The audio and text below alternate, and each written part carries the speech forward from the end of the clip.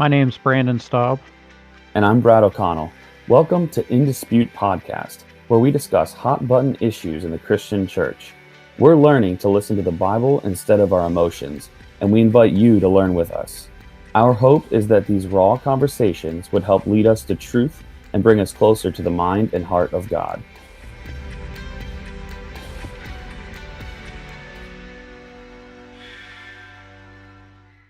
Hello, everybody, and welcome to In Dispute Podcast. Tonight, we're going to be talking about a big one. We're going to talk about the Sabbath, and we have so much information. It's such a big topic. It's such an important topic that we're actually going to break this down into two parts. So we'll have one this week and then one next week. So tonight, we're primarily going to talk about what is a Sabbath. What is the Sabbath in the Bible? We're going to talk about where it came from, and we're going to talk about stuff that we should do and stuff that we shouldn't do on the Sabbath. And then we'll continue the conversation next week. So, Brandon, you want to take it away? Yeah, and please excuse my voice. I'm getting over some kind of a sickness, so my voice sounds a little rough. So bear with me. Yeah, so to just set the context of what Sabbath is, we need to look at where it first appears in the Bible, which I believe is a disputed that itself is disputed.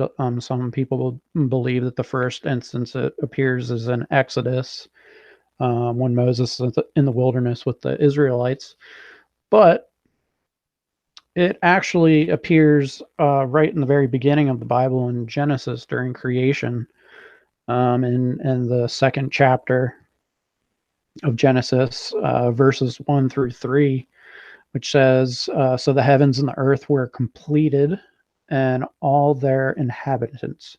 And by the seventh day, God completed his work which he had done, and he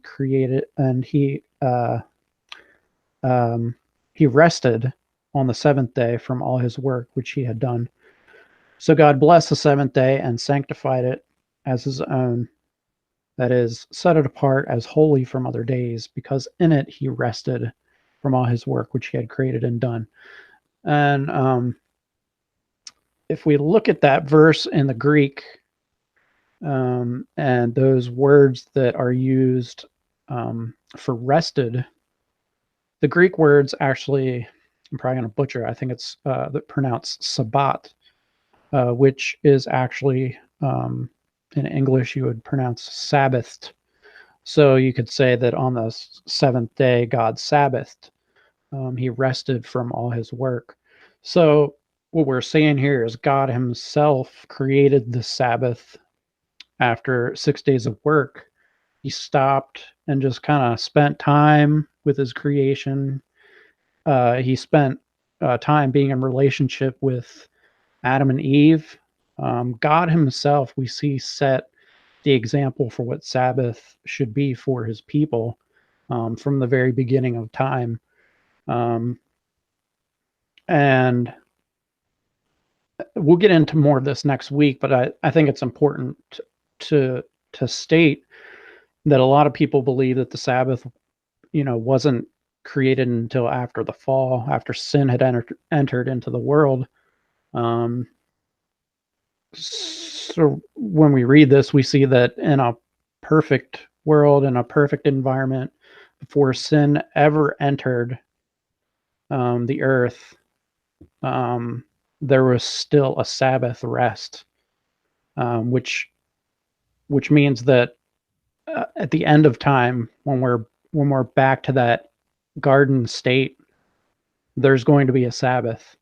There's going to be a day of rest. So, yeah, I just think it's really important that we know that this was something that happened from the very beginning of time, that God himself created, and set the example for men, to have this day of rest. I just want to point out that the Sabbath, like we're making our way into Exodus next here, but um, the Sabbath is something that is so important to God, and like you just pointed out, it was even pre-fall, um, but it was so important to God that once we get into the book of Exodus, we start seeing the law come into place a little more. That He pretty much enacts the death penalty for breaking it. Um, it's that important to him. And we see later on, you're gonna get to this a little bit later here, that Jesus points out that the Sabbath was for man, like God gave it to us as a gift. Um, a lot of times we think that the Sabbath is a punishment or an inconvenience because we have to put our crazy American lives aside for one day and rest. It's for our good, it's for our benefit, physically, emotionally, spiritually, and it's so important that God invokes a very serious punishment on his people in the Old Testament for um, so I just wanted to point that out. It's kind of crazy when you think about it, but it's that important that he's willing to put that law in place. Yeah. And I mean, as I was preparing for this discussion, I was thinking about how the Sabbath really doesn't seem to be that important in our church culture anymore. Mm-hmm. Um, in fact, it never seemed to be, um, because I've been a Christian pretty much my entire life since I was like 6 or 7, and the Sabbath wasn't anything that I had ever been taught growing up throughout my church life. Like as a kid, there were no felt board Sunday school lessons on the Sabbath. Right. Um, I never really heard my pastor preach on it on a Sunday morning about what the Sabbath was. So I never really gave it a second thought, even though it was like one of the 10 Commandments. That's like the one that we seem to forget, which is interesting because the way it's worded is to remember the Sabbath. Mm-hmm. Um, so just it's just been in the last couple years really that I've had to take a second look at what the Sabbath is and how important it really is and how important it is to God. So Mm-hmm. um, And it's while we're continuing to talk about how important it is, in Exodus 31, verses 12 through 17, God is telling his people that the Sabbath was going to be a sign between him and his people. So when you think about that, that's a pretty big deal, especially if you look at it from an American perspective. We're in this culture where it's just all we do is work. People work at work, they work at home, they work on their way home, they work on their way to work. I mean, they're just constantly plugged into something. They're constantly working these 80 or more hour work weeks in a lot of places. Um, and it's just what everybody does. It's our culture. It's nonstop. But God says, no, you guys are going to be different. My people are going to be different. You're going to take time away from your crazy schedule and you're going to rest. You're going to let your mind and your body and your spirit rest and refuel, and you're going to spend time with me. And it's so important to God that He's pointing out that it's going to be a sign between Him and His people, meaning the people of the world are going to look at God's people and see that we are set apart because of the way we rest. right. Um, and really the main two concepts we see in the Bible that we're going to be set aside is by our love, and people are going to know us by our Sabbath. So we're talking about one of the top two ways that the rest of the world are going to know that we follow Christ. Mm-hmm. Yep. I'm going to jump back into the Bible here, and the next instance that we see the Sabbath, and this is where some people believe is actually the first time the Sabbath is mentioned. Um, they're only right in saying that this is the first time we actually see the word Sabbath appear. But it's in Exodus 16. Verse 23 says, "This is what the Lord commanded. Tomorrow will be a day of complete rest, a holy Sabbath day set apart for the Lord. So bake or boil as much as you want today, and set aside what is left for tomorrow." So what's going on here basically is that the Israelites are wandering through the wilderness, and God is daily uh, basically dropping food out of the sky for them. But what he's doing is he's only dropping enough for one day's worth for them to eat. Mm-hmm. So they're only to gather what they need for the day. If they gather any more than that, it's going to spoil overnight. So the Israelites are, it's ingrained in their thinking and their daily routine to gather every single day for the food that they're going to need. So what God is telling them here is that I'm creating this day of rest so that on this Sabbath you don't have to worry about going out to work to gather this food. So it's not only about not working, not gathering that food, but it's also, I believe, in a way about them surrendering to God's command and trusting that He's going to take care of them on that Sabbath day because they're used to their food spoiling if it's not all used up any other day. So in their minds, they're thinking, well, if we gather too much on the day before, this food is going to spoil overnight. We're not going to have anything to eat on the Sabbath. But what God's saying here is I'm going to make sure that as long as you do what I say and you gather enough for 2 days, I'm going to make sure that that food is not spoiling and you're going to have what you need on the Sabbath so that you can relax, you can rest, you can spend time with me, you can spend time with your family. So I think it was not just about not working, but it was also about that complete trust that God was going to take care of them. Mm. And I think we can see if we read through the rest of this passage that there are some people that had a hard time with that. They still went out and they gathered on that day,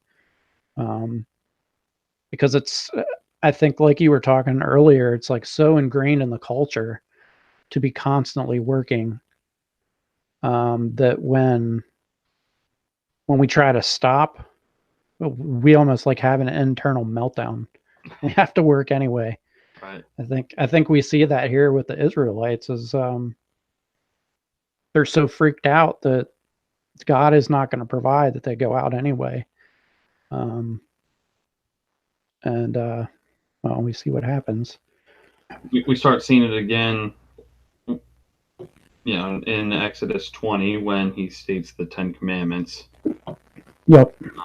We see it again, like I said, in Exodus 30 and then in 31. So Exodus is a big place of God talking about the Sabbath, and I think that Exodus is a lot of we're starting to get into a lot of the laws here in this portion of the Bible, and so God's really trying to put a parameter down for His people, and Right. the Sabbath, and it goes this way with all the laws. We have to read the laws. What we have to do as Christians is stop reading the law as a punishment and start looking at the law as from the perspective of a loving parent. You know what I mean? And so all the laws that God put in place were to do two things. They were to protect us, and they were to show us our need for His grace. And I think that, as we start seeing these, the Sabbath talked about in the law, I think God is just reiterating the importance of of that law. Right. But he's really slamming it on the Israelites here while they're in their wilderness. Yeah. Um, Yeah, I was just reading the actual commandment itself. It's in Exodus chapter 20, verse 8. Um, it says, "Remember the Sabbath day to keep it holy, set apart, dedicated to God. 6 days you shall labor and do all your work, but the seventh day is a Sabbath, a day of rest, dedicated to the Lord your God. And on that day you shall not do any work, you or your son or your daughter or your male servant or your female servant or your livestock or the temporary resident who stays within your city gates. For in 6 days the Lord made the heavens and the earth and the sea and everything in them, and he rested on the seventh day. That is why the Lord blessed the Sabbath day and made it holy." Like the language that's used there, like a pretty serious instruction. Like not only are we not to work, but we aren't even to cause others to work, not mhm. even the livestock. Right.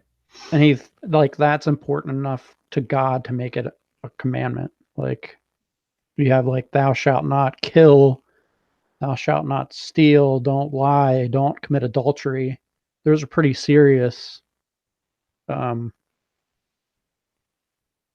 pretty serious rules that can be broken. And then you have like the Sabbath, like and all of these things. God thinks that remembering the Sabbath is just as serious Right. as not murdering somebody. Hmm. Um, It's and also to I was gonna say it's also interesting that all these commandments are do's and don'ts for the most part, but then you have the Sabbath is remember the Sabbath. yeah, It's the only one that really it's the only one that says that. Everything else is do this, don't do this, don't do this, and this remember the Sabbath. Don't hmm forget the rest day. hmm Like that's of all of them. That's the one that God says, do not forget this. right. And I think he worded it that way because he knew it was going to be the most forgotten and the most broken commandment of the 10. Hmm. Um, and for some reason, I think a lot of Christians believe even to this day that it's not important anymore. Right. Um, I think a lot of Christians believe that the Sabbath just means that's the day that we go to church. Yep. That's all it is. And then go Um, sit on the couch and watch football. yeah, exactly. It's or it's the day that every Christian goes out to eat after church. If we're not supposed to cause other people to work, Sunday is like one of the busiest days for restaurants Hmm. because Christians go from church out to the restaurants. Yep. Um, so I mean that's a pretty direct violation of what he asks us not to do right there. Hmm. Um,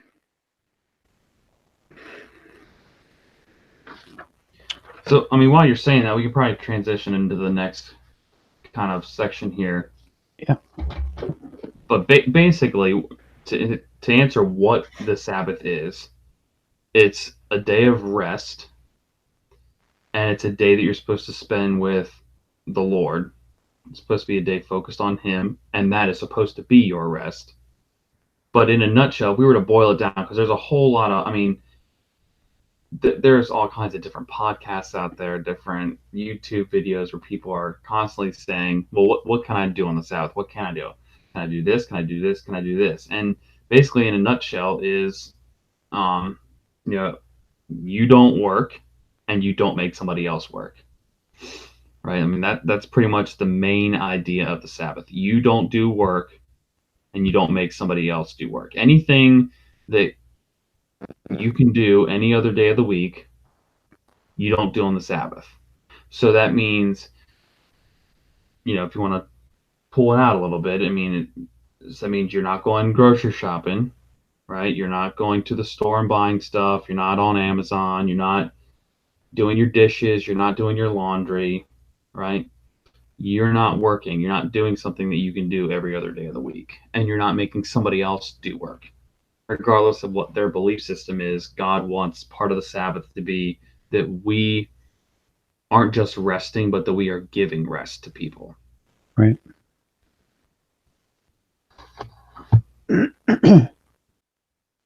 Yeah, we got to make sure that we're not turning it into just some kind of a religious ritual. Mm-hmm. And that's a perfect segue into this passage here in the New Testament that a lot of people, I think, wonder about. And it's in Mark chapter 2, verses 23 through 28. And what we see here is the Pharisees questioning Jesus about the Sabbath, why he's not reprimanding his disciples for picking grain to eat as they're walking through the fields. So, I mean, that basically is what's going on is the disciples are strolling with Jesus while or they're just all hanging out. Mm-hmm. And the picture I see in my head is just they're like anyone that walks through a field, they've got their hands out and they're running their hands through the grass and whatever. Right.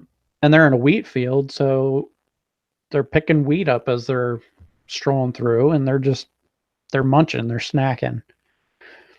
What the Pharisees are seeing here is, oh boy, the law says that you're not supposed to be gathering food on the Sabbath, which is what we just read there in Exodus.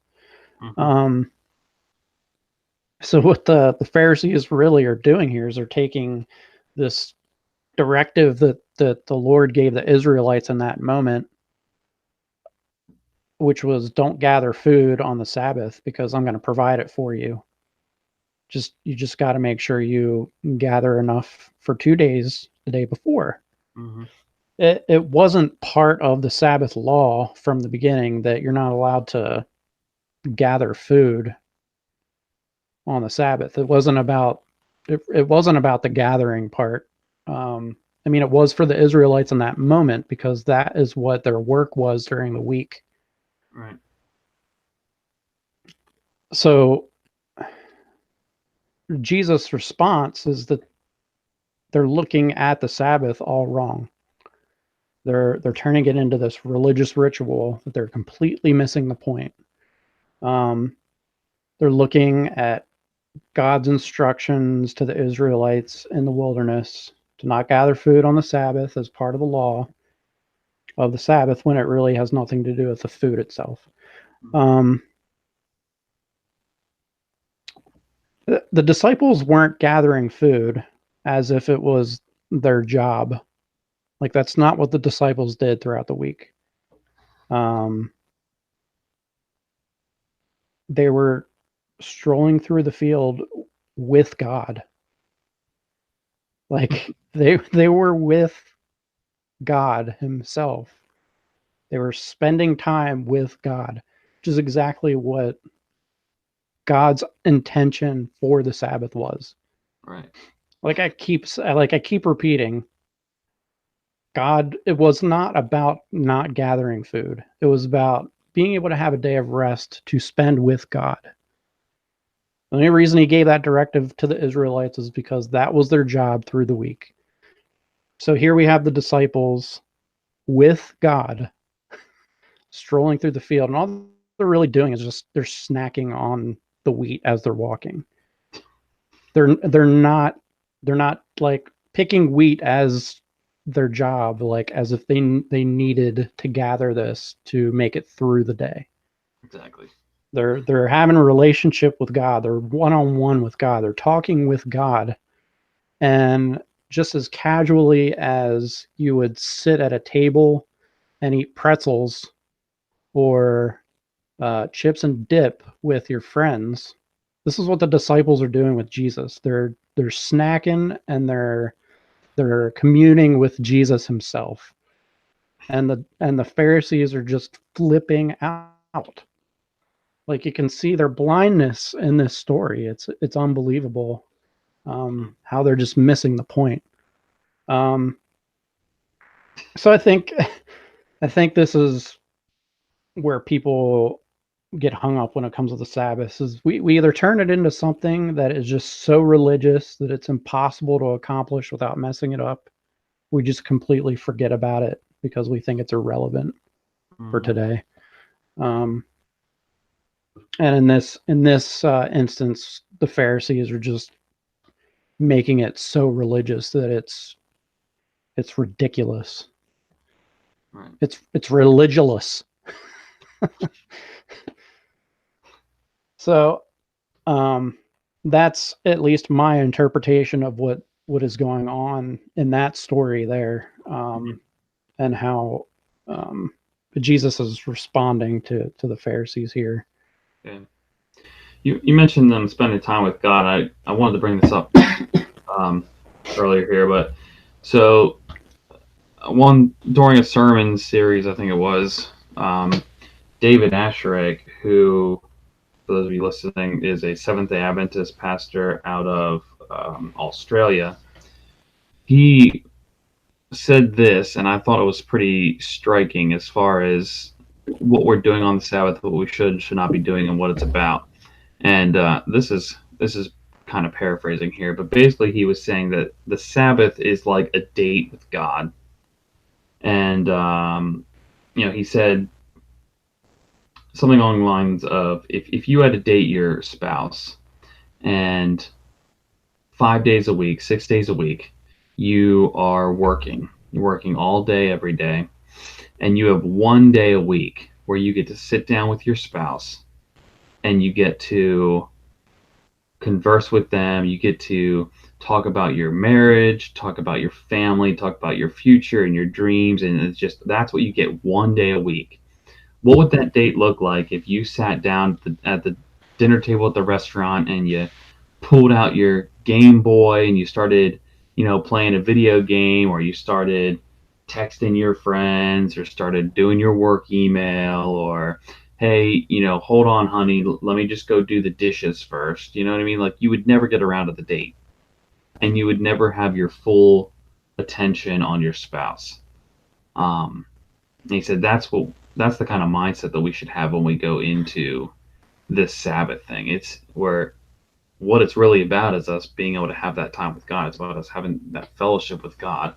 And so it shouldn't be a punishment or some hardcore Pharisaic law that we're trying to follow every week. It should be something that we joyfully put things aside so that we can spend that day with God. Right. Yeah, and there's so many things that we can do. Like, I think a lot of people, when they hear Sabbath, they think, well, all I can do is just sit on the couch then and read my Bible. Mm-hmm. But no, like, there's so much that you can do. Like, go outside and be amongst God's creation. Mm-hmm. Go hiking, or just there's endless things that you can do. I mean, some of it is sometimes staying in and just spending time with your family, and God, communing together. Mm-hmm. But there's endless things that you can do to rest and relax with God. And I don't know if there's anything more you want to add before we kind of wrap this up and get into what the Sabbath can look like here. No, I mean, the other thing I would really add is, so I know in my house with my family, the Sabbath is kind of fairly new in the last 7 or 8 months that we've really dug into this and what does it look like, and really trying to be obedient to it. And so we're not perfect at it, and there's still some things where we're still trying to figure out what we can do and what we can't do, and I think God is gracious. So as you work this out, pray about it. Like, there are times where my wife and I will converse, and something will come up and we have to decide, okay, is this breaking the Sabbath, or is this something that we can do and still give glory to God over it? Is this something we can wait on? If you have kids, it's difficult, because how do you get a 2-year-old or a 1-year-old or a 5-year-old to sit down and focus on God all day? So you have to kind of work as a family and pray about it and see what kind of wisdom you come up with. Like, for example, in my house, I have a 2-year-old. And so Saturdays for us before church, we do a lot of just kind of hanging out as a family. And it's really hard for me to get him to just focus on God all day. And what does that even mean to him? Mm-hmm. So one thing I try to do is, well, throughout the week, he can pretty much have some TV time in the morning, and he gets to watch whatever cartoon he wants to watch on Netflix. But on Saturday, if he wants to watch TV in the morning, I try really hard to put on Veggie Tales instead of his typical day. That way, if he's watching some sort of cartoon, it's at least God-centered and it's giving godly advice and all this kind of stuff. Mm-hmm. And then we flip it to music videos that are of worship singing. So he still thinks that he's watching TV, but really he's hearing these cool songs about Jesus. Yeah. So you have to kind of improvise when you have kids, I think, a lot of times. But the point is what are you doing to try to stir in the hearts of your family members to spend time with God? Right. Yeah, and I came up with just a couple things that if someone would ask me what should my Sabbath day look like, Mm-hmm. and you can add to this, Brad, because I'm sure I'm leaving something out probably, and there again, like I said, there's innumerable things that you can do, but one of the first thing on my list is to set aside an entire day. From the time you wake up to the time you go to sleep, an entire day, just set aside as your Sabbath. We said this earlier, but don't do anything on that day that is work or a chore that you would typically do throughout your week. Don't do your laundry. Don't do your dishes. Don't do your grocery shopping.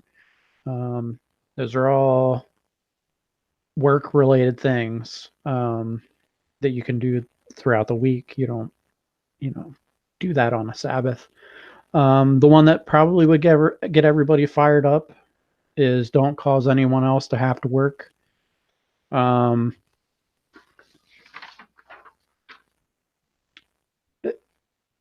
is saying here, I read it to you earlier, it's in the commandment,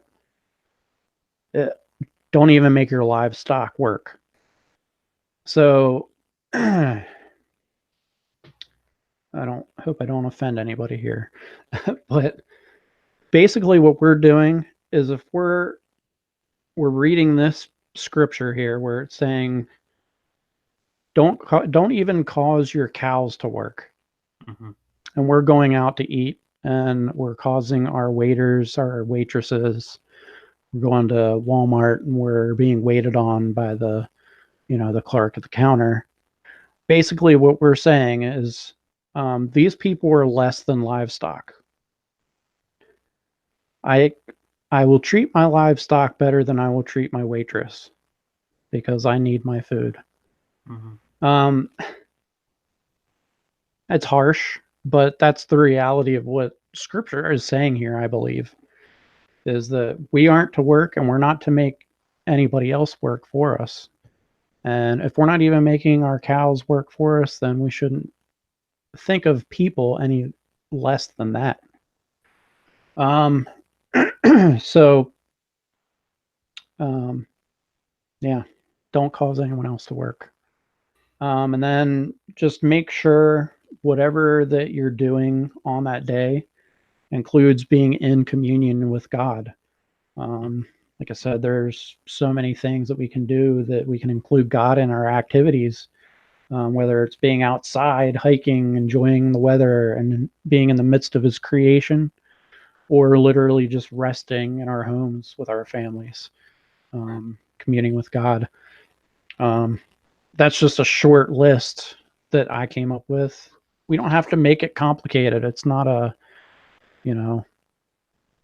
20-step program where you have to do this and this and this and this and this, and you can't do this and this and this and this and this. It's, just let God speak to you and direct you on what He wants your Sabbath to look like. Right. Just like in the Old Testament, God directed the Israelites to not gather food on that day so that they would be able to rest and just relax with Him and trust that He's going to provide. That doesn't mean that you can't cook food on Sabbath. There's a lot of people that actually, I believe, have a God given gift to cook. And I think that part of their communion with God is them practicing that God given talent and cooking. There's a lot of people that find a lot of rest and relaxation and cooking. There's a lot of people that find rest and relaxation in sitting in a garden and just working in the dirt and in their garden and making it look beautiful. So I mean, you have to use your wisdom and you have to let God speak to you, and just make sure that whatever you're doing is God centered. No, I think you made a lot of good points. I try to, in our household, we try. Like I said, this is the last couple of months has really been focused for us, so it changes from week to week as we learn more. Mm-hmm. I don't I don't think you aren't allowed to take a nap. You know what I mean? Sometimes on a Sabbath, we just need to wind down. There are times where I just need to take a nap. I Yeah. need to just sit down and not think. We just want to make sure we're not going. You wouldn't want to go in the opposite direction of that. And the Sabbath is not about being lazy at all. You know Right. what I mean? It's not about totally wasting your day away. Yep. And yeah, kind of the same boat. I don't do my dishes. I try to make sure everything's done the day before. Grocery shopping. Anything that we think we might run out of before we can go grocery shopping on the next day, we make sure we have it beforehand. Obviously you're going to have days where there's an emergency. I think if you wake up with the flu on the Sabbath, or some horrible cold, you need to run real quickly to the store to grab something like that for you or your kid. I don't think you're going to go to hell for that. But I think it should be an absolute. I don't think we should plan for that to have. We should have as much done as we can. In that sense, I think that should be a very rare occasion. As far as the stuff outside goes, I think, like you said, you brought up using wisdom and praying about it, because what might be relaxing to one person is work to another. So for Right. me, I don't cut the grass on the Sabbath. Mm-hmm. As much as that wrecks my schedule, because it's one of my free days during the week. Yep. I don't cut the grass on the Sabbath, because to me that's a chore. Mm-hmm. To me that's not relaxing. I like doing it because God created me to tend the yard, kind of thing. But it's not something that I have fun doing. It's a chore for me. So I don't cut the grass on the Sabbath in my Yep. house. So. I think the only thing I could really add is just, and I said it before, is if we have to make sure that we're not creating this to be like a religious ritual. Right. Yeah. I don't know where it is, but I think Jesus's question again about the Sabbath, and he mentions something about if one of your animals would fall into a ditch on a Sabbath, I mean, you would pull it out, Right. even though that would be considered work on a normal day. Like, you're not going to let the animal struggle in a ditch. Right. Like, there's things that we can do. And Jesus healed on the Sabbath. That Yeah. kind of stuff. Yeah. Yeah, we just have to use wisdom and not make it into a religious practice. Right. So next week we're going to get into a little bit. We're gonna kind of take a veer off and talk about some different aspects of the Sabbath, mainly about, does it matter what day we choose our Sabbath to be on? Does it have to be Saturday, or can it be another day? Or And we're going to get into the history of when it changed and why it changed, and if it really does it really even matter. Just a couple of things we're going to talk about next week.